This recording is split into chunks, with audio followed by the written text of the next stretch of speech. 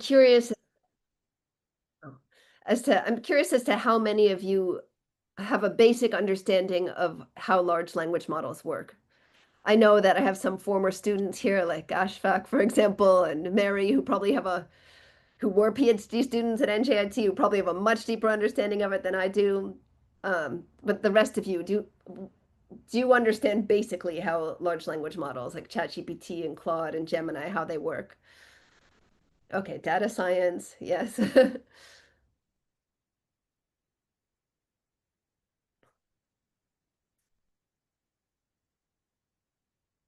Oh, okay. All right. So everyone's still not really okay.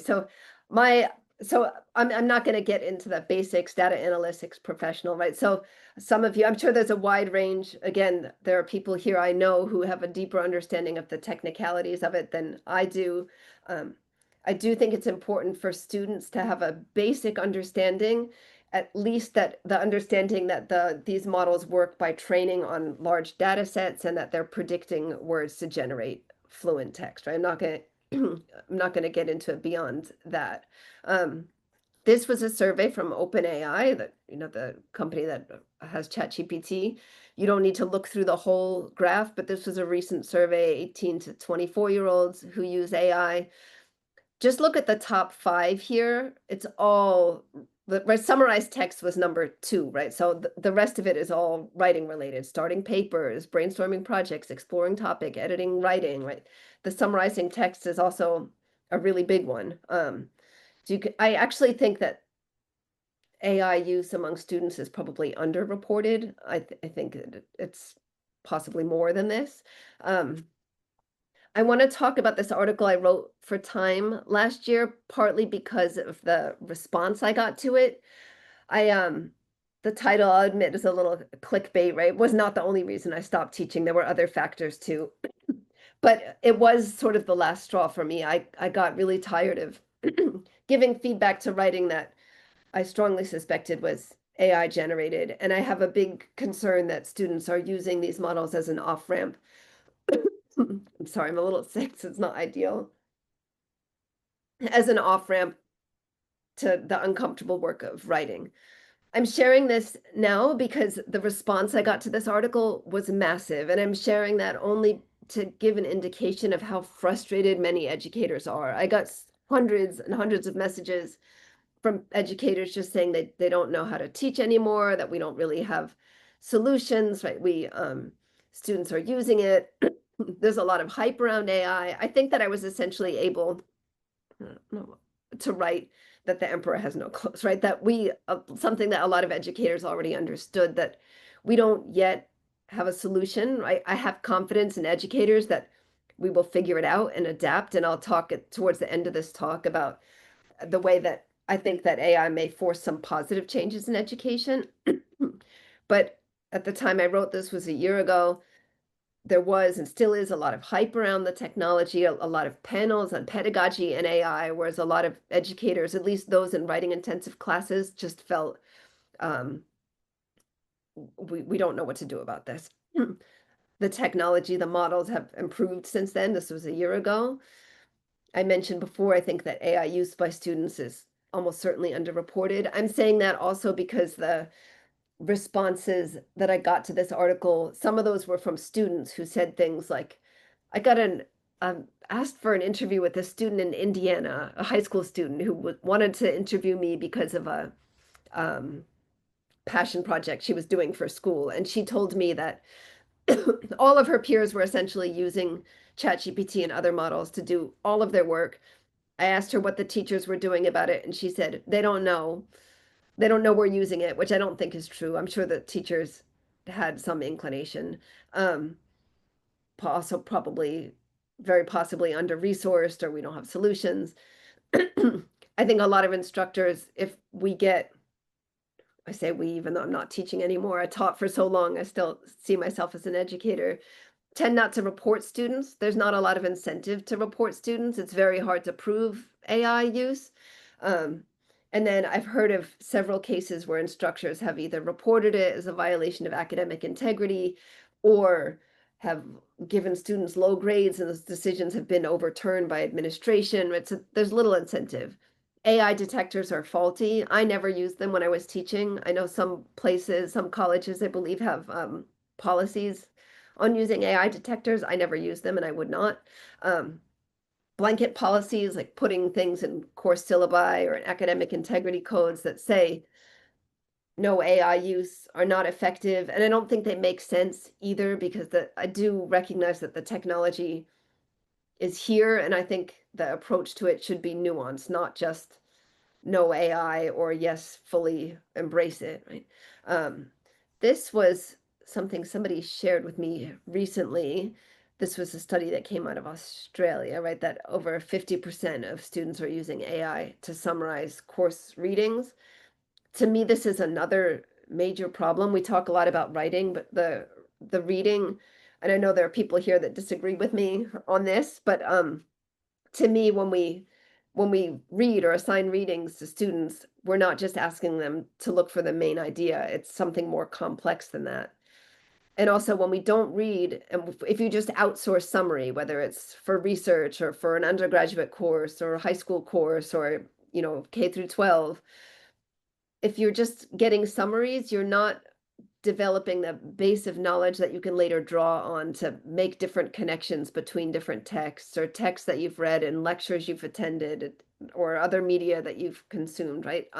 You don't have the same recall there. And one of the things I was very interested in as a teacher was getting students to draw their own connections between the content, right? And if you're just outsourcing that, you're losing something.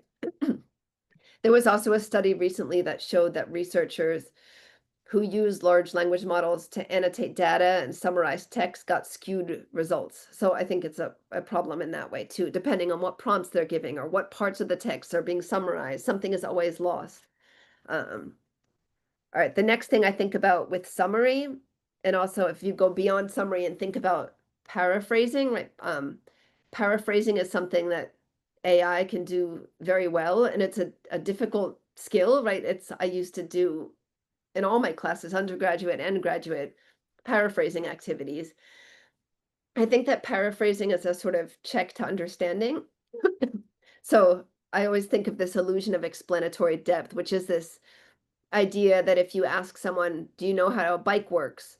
Or what are the parts of a bicycle? The person will say, sure, obviously I know that. Or the other example is, how does a toilet work? You say, sure, I know. But then when they're tasked to draw a bicycle or explain exactly how a toilet works, they realize that the knowledge is a little more limited, right? Maybe it's not so easy maybe they don't have a perfect understanding. I think that being able to paraphrase something is a check to understanding in that way, right? So if you might think, I read this and I understand it, but when you really have to rewrite it, you might think, oh no, maybe this word I don't fully understand, or there's some interpretation here I'm not sure of. So let's see, acceptable. This is, acceptable if you ignore some of the environmental impact, which I'm going to get into. But some things that AI does very well, I think, is visualize data, right? Generate tables, graphs. I do think it can help students and researchers refine research questions. I used to teach an undergraduate research writing class that was where the topics were really broad. Then the students could find their own research question based on their own academic interests. Sometimes students would begin, these were first year undergraduate students, they'd begin the semester with, well, my interest is sports, right? Like you can't, they were so far from having a research question they could work with. I do think that that chatbots could help speed that process as long as it's not being used at the exclusion of also having conversations with the librarian or your professor or peers or going to the source material. I do think it could have a place in some higher level classes. That is not what I taught. I was teaching mostly writing classes. Um, I do think it corrects grammar very well and it can have a sort of equalizing effect. And it is good, I think, to provide context. So I see there's questions in the chat. I'll get to that at the end because I can't do this and read the chat at the same time, but I will go through, or Jesse will help pull things from the chat at the end. Um, excuse me. For context, I think the equivalent of sort of reading a Wikipedia page, like maybe you're diving into a complex topic and you're asking a model to give you some background information. I think that's a very legitimate use. There's been a lot of discussion of this term, sorry, cognitive friction. This term was actually coined in 1999 by a software designer. So you can read it here, the resistance encountered by a human intellect when it engages with a complex system of rules that change as the problem permutes. A lot of writers and thinkers who have been writing about AI and its impacts have used this term friction to talk about learning and what is lost with AI. Because learning is a process that, right, the problem does permute, right, as you're writing or as you're thinking or as you're working through ideas, and you need to keep adapting to that. You need to find a way through it. My major concern as an educator, excuse me, was that students, right, that work, actually, I'll go to the next slide. This is sometimes how I feel when I'm writing also, and I love to write, it is what I do professionally. I still find it incredibly difficult, incredibly uncomfortable. I think a lot about this. There's a blog post that was written years ago, 2010, by Lynn Hunt, who's a historian, who wrote something called How Writing Leads to Thinking and Not the Other Way Around, where she wrote that writing is not the transcription of thoughts already consciously present in our mind, but rather writing is a process, right, of helping us think. It reveals inconsistencies, it clarifies our ideas. And it's difficult, right? Even sometimes if you start with a clear idea of what you want to write, that might change during the process of writing, and you need to keep moving through that, right? Even if it's uncomfortable. And when I was teaching, especially at New Jersey Institute of Technology, I would sometimes bring colleagues, professors from technical fields into my class to talk about writing process in that way, so that students wouldn't think it's only humanities scholars that we're writing as a process of thinking. I think it's true for all fields. So I had a computer scientist sometimes come in and talk about even co-authored articles, how writing helps clarify, methodology, for example, right? Reveals inconsistency, helps your ideas take shape. I had somebody else tell me, it may actually be Connie, who's here, who's a writer also. Somebody else who's a writer friend said that she hates writing or absolutely hates it until she loves it. And that's more or less how I feel about it too. It's uncomfortable, it's hard, it's unclear, and then suddenly something clicks, right? My fear is that students with this have this off ramp with these large language models are not ever going to get to the other side of that, because we don't like being uncomfortable, right? It's difficult. And so if you have something where you can get a result in seconds, it's easy. It's a huge temptation, I think, for many people, especially those who don't want to write. Also, I'm sure that many of you have seen this study or heard about it from MIT. It's a preprint, which means it hasn't been through peer review yet. It was a study that showed that they had groups where students were writing essays without the help of large language models, and then another group that was using ChatGPT. Their study showed that they had less brain activity. The students who were using ChatGPT, they couldn't recall the work that they had done as well. They didn't feel so much ownership of the essays they turned in at the end. None of that is at all surprising. The other major problem is the hallucination. So this OpenAI very recently released a paper on hallucinations, where they refer to them as plausible but false statements. And they recognize that it's part of the way that models work, right? They hallucinate because standard training and evaluation procedures reward guessing over acknowledging uncertainty, right? So these models, if it's not sure, right, it essentially guesses, right? In that OpenAI paper, at some point they even compare it to multiple choice test, right? That is, to me, very dangerous, especially because of the plausible but false, right? If you don't really know the research well, or if you don't know that you need to go to the sources, you read something plausible that seems convincing. Words used to describe AI are often fluent, coherent, right? Sounds great, but incorrect. I like this image somebody shared the other day, right? AI hallucinations aren't glitches, right?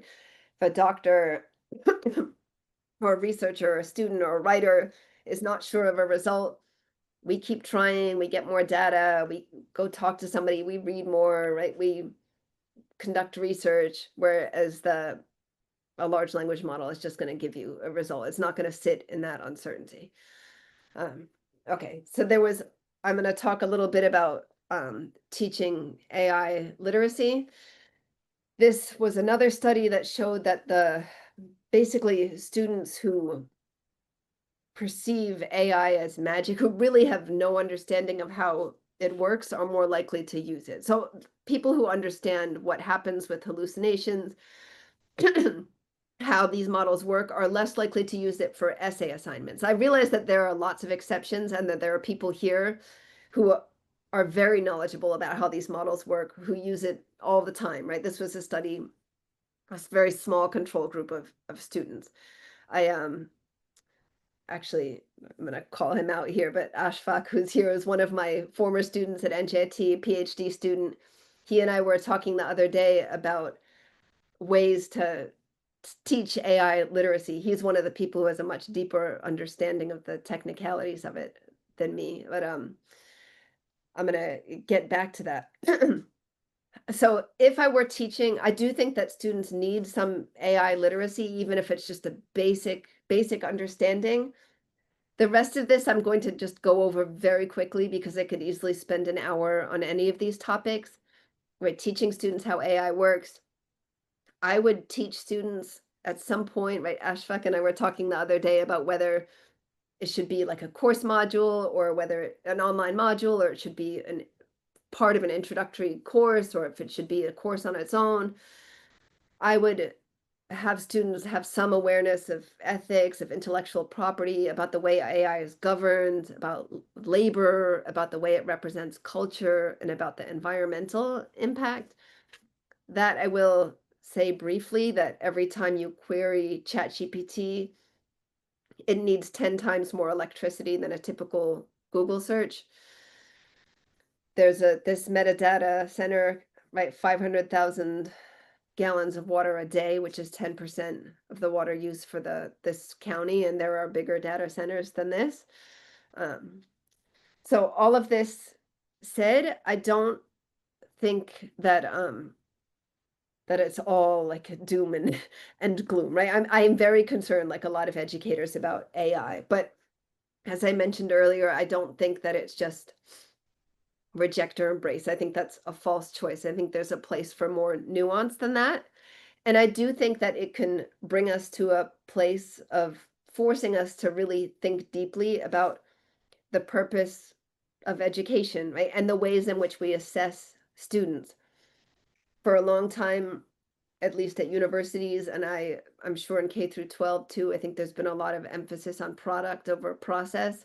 I think that we need to find a way, and maybe AI will force this change, to get back to focusing on process. As a teacher, I was always more interested in reading an imperfect essay that shows the gears turning and shows students working through research or working through their ideas than read something polished or grammatically perfect, but that doesn't have that evidence of that friction. So I do think that we need to think about the ways we evaluate students. And I do think some of the changes can be positive. We maybe just haven't figured out the solutions yet. So this 5 paragraph essay structure, right? That for those of you who were raised in the U.S., I know it was totally drilled into me. It was for I think many people, in this very mechanical introduction, paragraph 1, 2, 3 with evidence, topic, sentence, conclusion. I did think for a long time, and still do, that that kind of structure can help students have a basic understanding of how to structure an argument, and then you move beyond that. But it is very mechanical, and I think that maybe AI will force sometimes students have trouble moving beyond that. I'm still thinking about this, and I know there are probably some writing instructors here, so I'd be interested in discussion and feedback on that. Take home writing activities that are mechanical. So I mean like basic reading comprehension questions or summarize this idea. Or I used to, in teaching technical writing, have students describe a phenomenon in their field or some process. That I stopped doing because AI does that very well. And in some ways, there's no reason not to outsource that to AI. So maybe for in-class activities that works, but not, you cannot or should not, I think, assign things like that out of class anymore. Even for reading, I mentioned some of the problems I see with just summarizing, getting AI to summarize readings. I think that we can't just be teaching students to read for the main idea or list themes in work. It needs to be something more complex. It's possibly a reminder that education is not just memorization or repeating facts. Again, I was interested in getting students to develop their own connections between lectures, between readings, between research. Um, okay, so these are my very imperfect solutions. As I said, I don't think that anybody has an answer. Requiring possibly modules if it's at a university. um, Ashfaq, sorry, I keep calling you out, but since we talked about this the other day, he and I were talking about having maybe an online module that requires some AI literacy. But then we both sort of thought, often with those online required trainings for, first year students or even sometimes for faculty, it's easy just to click through them and not think about it so much. So we came to the conclusion in our discussions that maybe something interactive was better. I don't know if that takes the form as a course or if it takes the form as part of a course, another required class, which is and at K through 12, that wasn't, I was teaching, my whole teaching career was at university, so I can't speak to that as well. I don't know what high school teachers or grade school teachers are doing to teach AI literacy. I think that there's some room for collaborative approaches too, because the technology is evolving so quickly and all of us are still, I know I'm still developing understanding of it. I think it's helpful to stop anthropomorphizing AI. It's hard to do that sometimes. Even in my own writing, I try very hard not to make statements that personify or anthropomorphize AI, right? Let AI thinks or AI claims, right? It doesn't think, right? It's not a person. I try to refer to it really as a process, right? And not as right. I try not to humanize or anthropomorphize it. In class writing, I heard, especially after that Time article I wrote, I got a lot of messages from educators who taught at high school saying they're just not assigning any out of class writing anymore. They're just doing everything in class. I guess that's a possible solution. Something is lost though, because you don't get the same time of to reflect really if you are. And also, I know for me, I don't like writing with distraction. I would have a hard time writing only in the classroom. Um, at university level, it's very difficult to just do in-class writing because instructional time is so limited, right? Often there are just maybe 3 hours of instructional time a week. You can't spend that much time writing in class.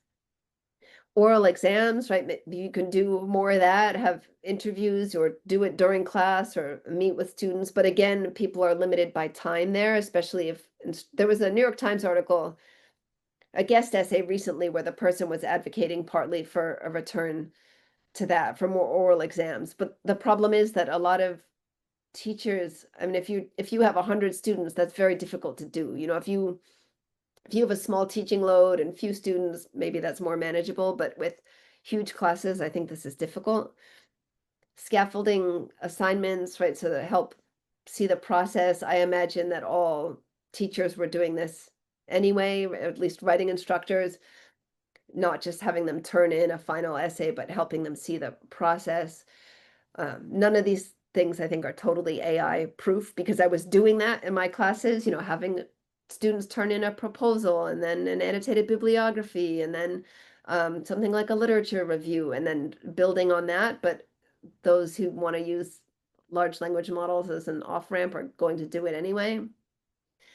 You can give writing prompts, like tasks that are specific to class discussions that don't draw on readings assigned. And again, I think that we maybe need to think about assessment. I don't know how that would happen in the context of K through 12. At universities, I know there are some instructors who are trying to move away from grading.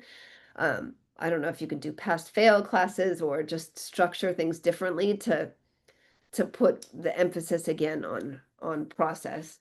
Okay, so now I want to go back to this text that you read earlier, right? So we talked a little bit about what I thought was some of the problems with the writing here, but there are no grammatical problems. It's just very sort of empty, right? Like it's very vague. That some of the terminology is not accurate or not appropriate for what the student should be doing. And half of it sounds like an advertisement, right? So I'm going to give you on the first day of class, all my classes, I always had students write something by hand.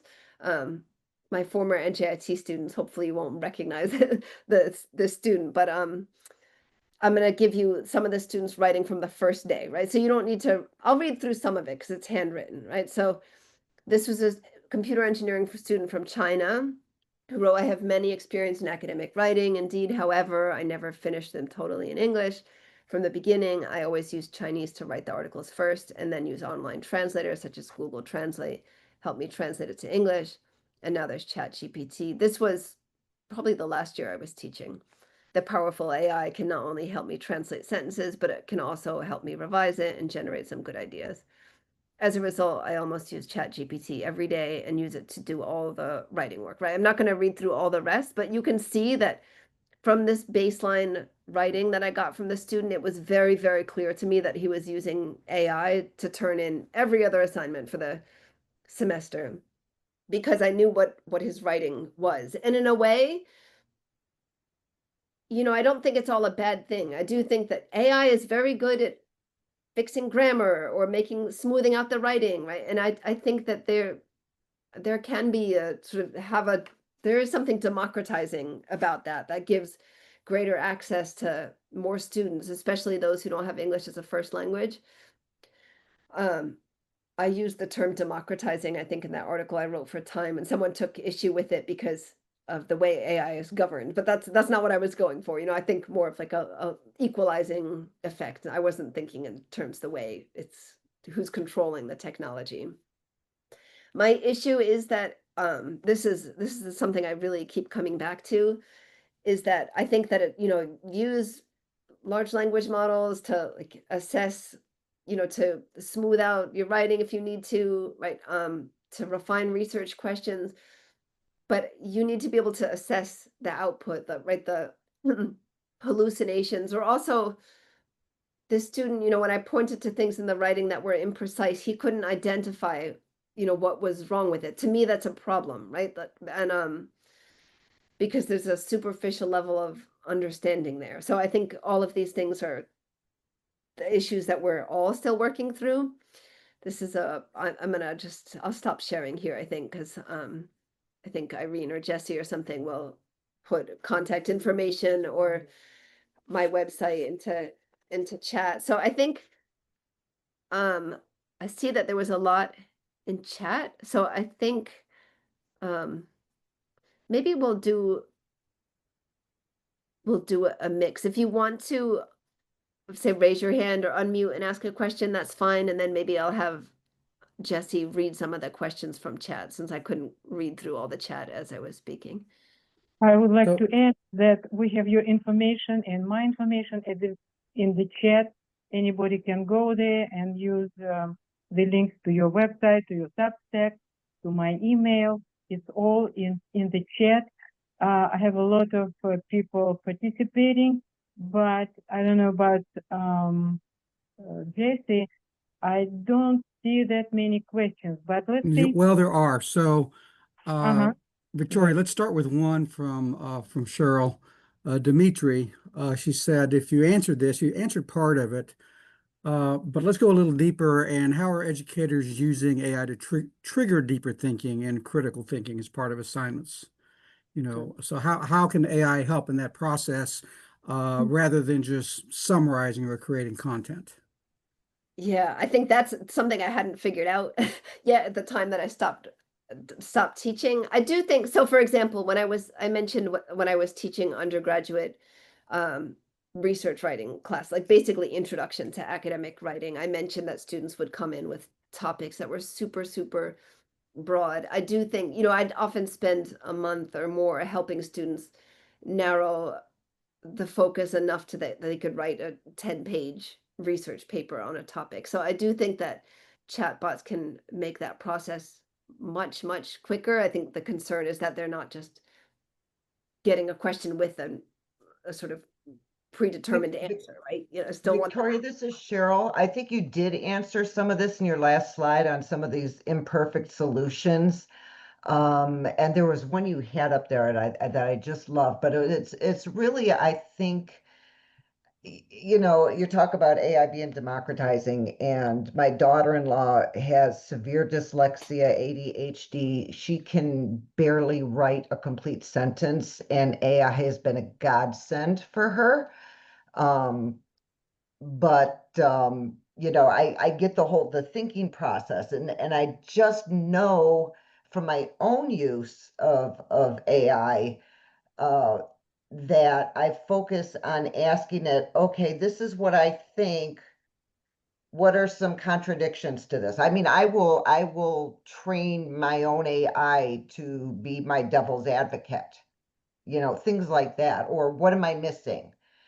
Things like that. So I've seen it happen, and I've seen a couple of really good articles, and I'm being very selfish thinking about ways that I can help my grandkids that are, in high school, junior high and high school now, start thinking about what are the issues with AI and how can it be used and how can it be used. So, all those ideas on how to get AI to trigger ideas and make us think deeper, I think it's going to be critical in education. But I love the idea that we've got to go back to process in teaching. I mean, I've only taught at the graduate level, so but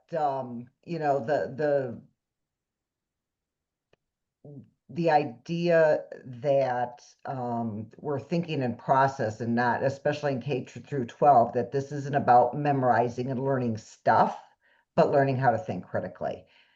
Yeah. So, and Yeah. the only Yeah.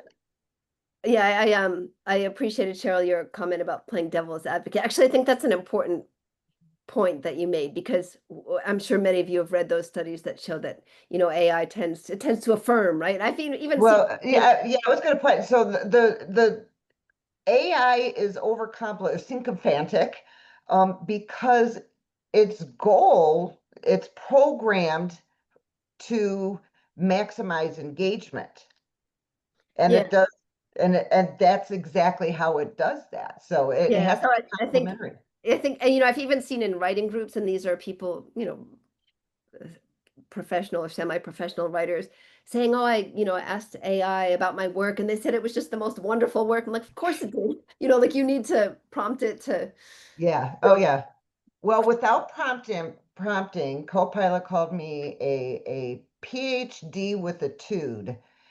So, Thank you, Cheryl. Jesse, I don't know if you want to if there are other questions for chat. If not, then people are welcome. Well, I think the other question was there's something that was also asked, is that MIT study that you talked about, how how the brain is engaged in some ways, but then when you're using ChatGPT, it's not. And then it might have been Cheryl as well who said that you also have the same thing happens when you use a calculator, that you use when you use a calculator, your EEG won't light up um, versus when you're using pencil and paper.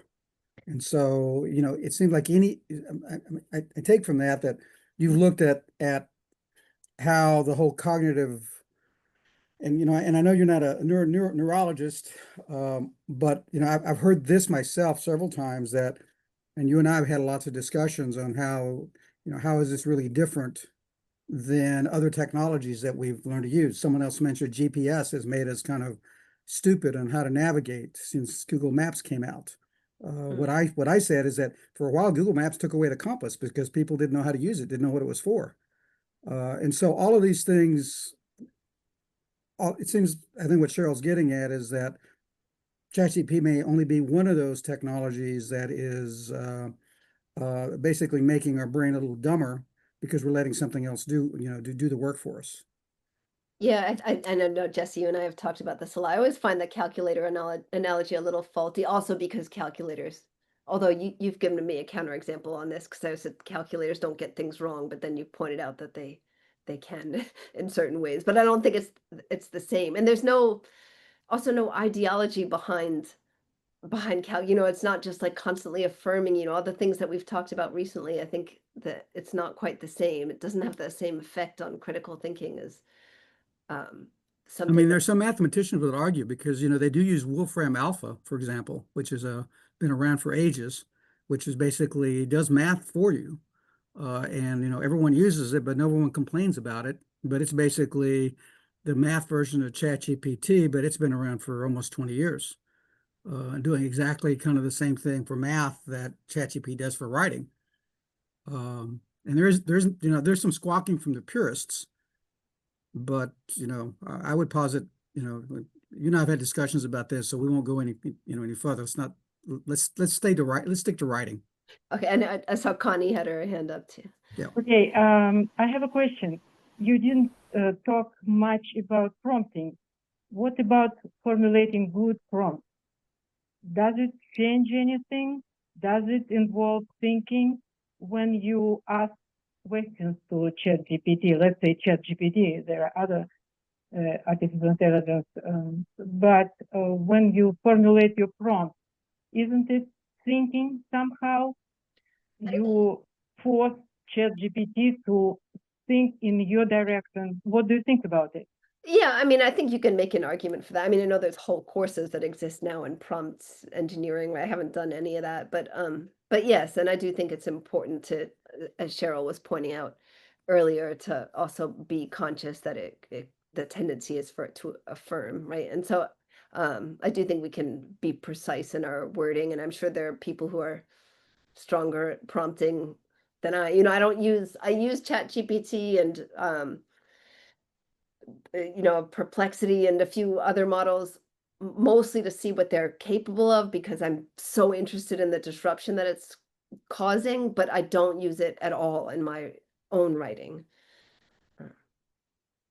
Connie, did you have a question or a comment? Yeah, Tisha's got her hand up. Yeah, I think Connie was, I don't know. Yeah, sorry. I don't know if it's really a question so much, but I think you and I have chatted over Facebook messaging a little bit about this. I have children who are in elementary school, middle school, and one that just entered high school. So, AI in the context of that kind of education really concerns me, and it seems like it's just going full barrel ahead at most places. Um, I wonder if you've read the recent Atlantic article by a high school senior in a public high school in Queens, where she's basically saying that, even amongst her peers who want to not use AI, it's just she sees rampant use of it to their detriment. I guess my question is more like, what would you advise, parents who are concerned, do? Like, I mean, we could try to approach the school, but it seems like most of it is already decided. Although I have talked to my children's, various teachers and faculty members, and they've told me that there's not really a unifying policy in school of how it's used. It's sort of like from teacher to teacher, it can vary. I would prefer that it not be used at all, except in like a very concentrated course, like what you were describing, like a course specifically on AI literacy, but otherwise not used at all. But yeah, sorry. I told you there was no question here. No, really. that's a lot of questions there, and I think it's a great question. I actually saw somebody write something the other day, or where are the people writing about children and the impact, and especially younger children and AI and this technology. And I think that's a space that there needs to be more discussion. I was thinking about, my daughter's only 5, she just started kindergarten, but at the back to school night this week, I asked the teacher because they're giving the kids Chromebooks, they're obviously not using AI, but they're using devices. And so I asked the teacher about that. And the teacher said, I would really rather not give kindergartners Chromebooks, but there's some assessment that needs to be done for the students, and it's on some iLearning platform, and there's some basically deal with that company, and it's basically the teacher's hands from kindergarten, like her hands are tied, they're tied to ed tech in a way that I find kind of upsetting. And I'm sure there are plenty of people here who disagree with me on that. For me, with younger kids, and Connie, I've heard the same thing from that Atlantic article. I think that was the one that said AI is ruining my high school Yes. experience or something like that. Yes, Yeah, I did. exactly. Exactly.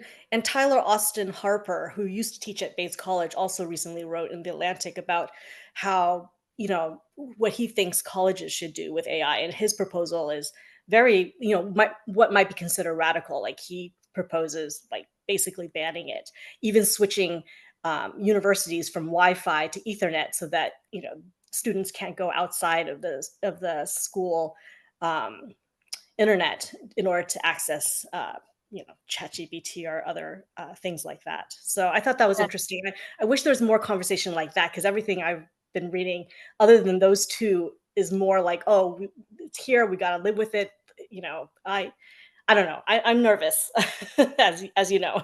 Yeah, I actually I talked with Tyler Austin Harper's article, which I read too. I saw a lot of discussion saying in the future there's going to be tiers. There's going to be elite private colleges where students are still getting contact with their professors and discussion, and it's like free of AI, and then there's going to be the rest of us. So it is, yeah, I mean, people are going in all kinds of directions with this. I think with kids, probably, I mean, I'm sure you talk to your kids about AI literacy. I know I have a friend with a daughter in middle school, and she said all the kids were using, even she said this was sixth grade, I think. She said even to write a personal essay about what you did over the summer, the kids were using AI, which is really depressing because that's not even your own experience. And she said what helped with her daughter was talking to her about environmental impact, but yeah, it's a lot of questions still. Tisha, I saw you had your hand up too. Oh, thank you. Yeah, I used to teach research writing also at university. I retired, and not because of AI, but I'm actually glad that I retired when I did. And it seems to me, people have always been saying, with new paradigm changes that affect education, that, everything's going to be lost and people are not, right from, when books were produced or even earlier. And then, with the online, and is Google making us stupid, and all of this kind of thing. But it seems to me that this time around with AI, it's a completely different kind of paradigm. All the other ones were different ways of accessing information, and then people had to think about that information and do what they could with it. Whereas AI can complete the task entirely and just get the whole assignment done. And I think that's where the horrific danger of AI, as I see it, really lies. Yeah, actually, you articulated that better when Jesse was asking me about the analogy with the calculator. You gave a better response you articulated it better than I did. But yes, I agree with that it's connecting different sources, and that's what I think something is lost when, yeah, you are just outsourcing the whole task. So thank Yeah. you. Sure. Thank you. Chuck. Hi.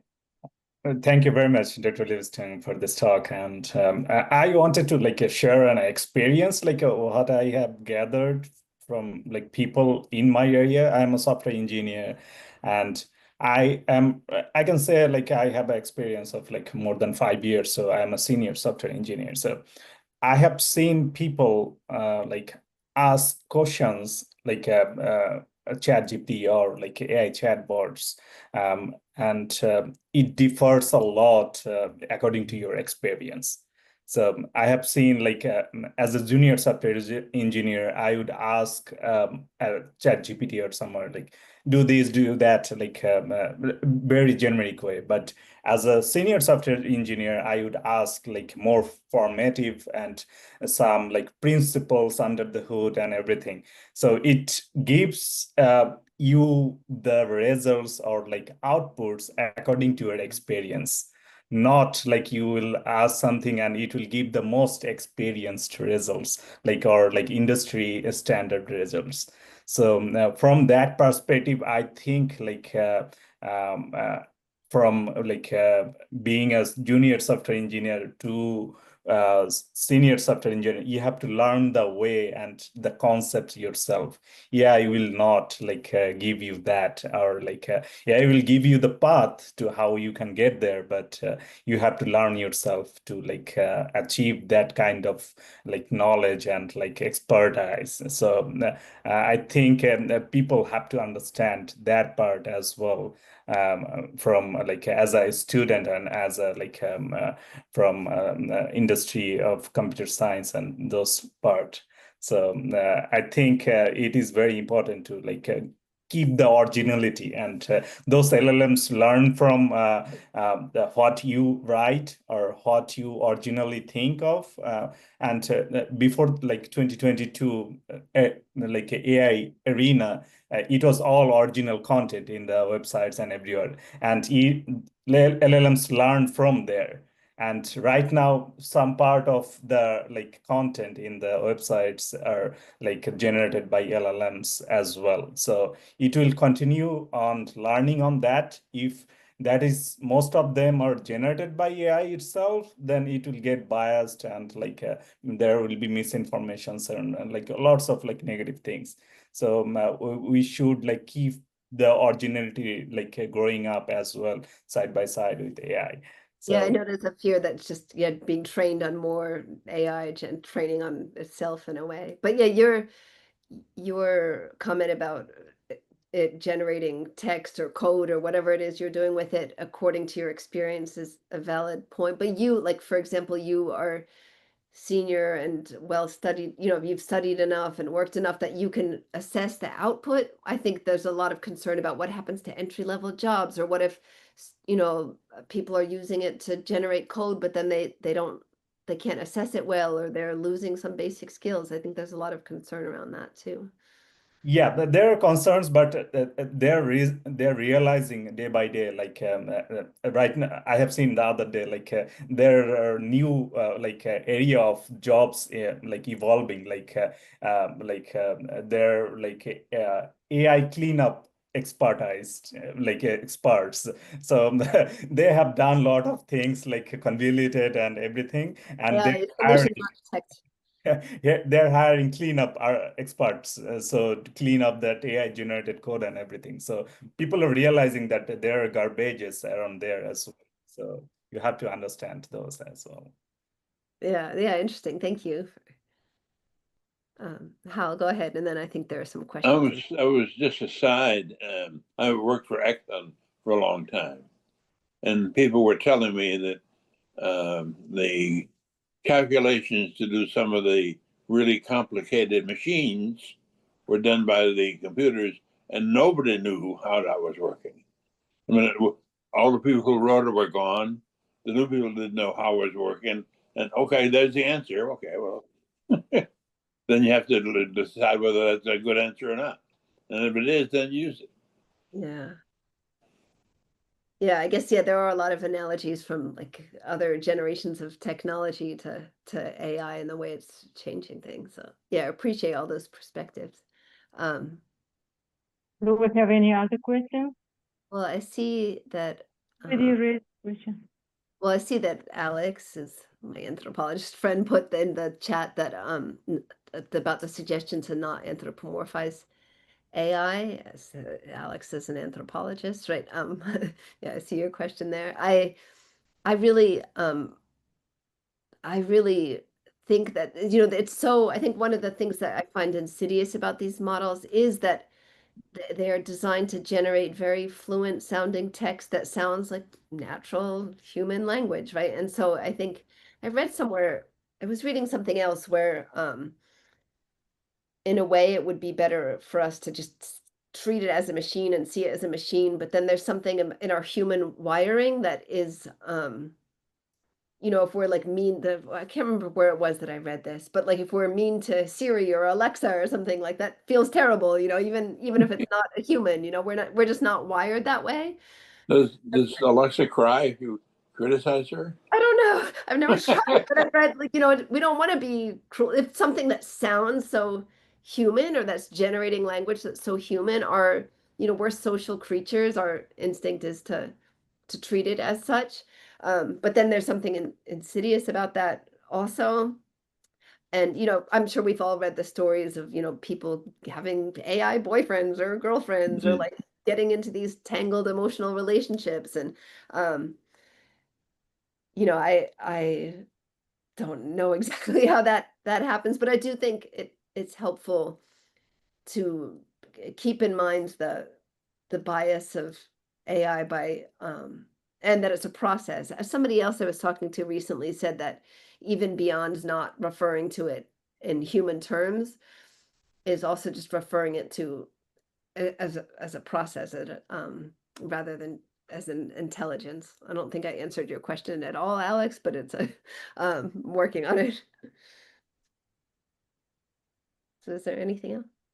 Looks like we don't have any questions, but thank you so much for everybody to come and to ask thoughtful, profound questions. The discussion was beyond anything we could expect. And thank you, Victoria, for your lecture, because it provoked a lot of questions and a lot of thoughts in everybody who came. So it was recorded, and in a couple of days, I'll send you all the link to this recording, and you can review it, relive the whole discussion, and ask more questions if you want. Send us questions, and we'll try to answer them next time. Victoria, you have something to say? No, I was gonna put this in the chat, but I'll just say that, I appreciate everybody. I know there's such diverse experiences and perspectives here, from software engineers to former Exxon employees and other educators. Right, people in technical fields. I really appreciate all the engagement and perspectives. And as I said, I think this is something we're all still learning together. So I really appreciate that. So thank you. Thank you to Thank you, you. Victoria, and thank you to Jesse, who Yes, thank you. helped to moderate this discussion. And see you next time. Guys, we continue our series. See you next time. Okay, It's a bye. Thank you. that never comes, goes, and it's still debated a lot at all levels. So see you next time. Yeah, thank you. Thanks a lot, everybody. Thank you. Bye.